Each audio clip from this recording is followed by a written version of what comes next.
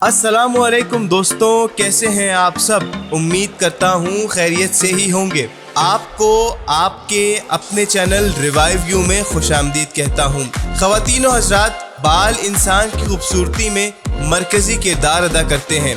यही वजह है कि इन्हें कुदरती ताज कहा जाता है।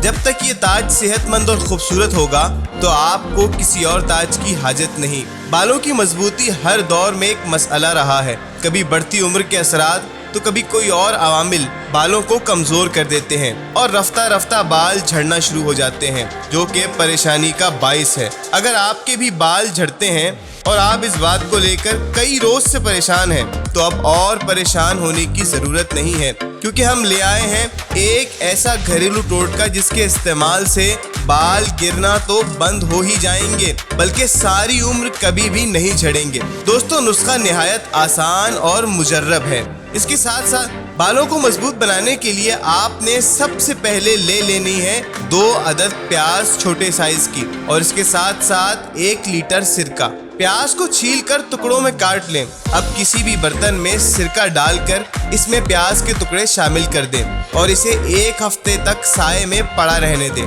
1 हफ्ते बाद प्याज के टुकड़ों को निकाल लें और सिरके को महफूज कर लें।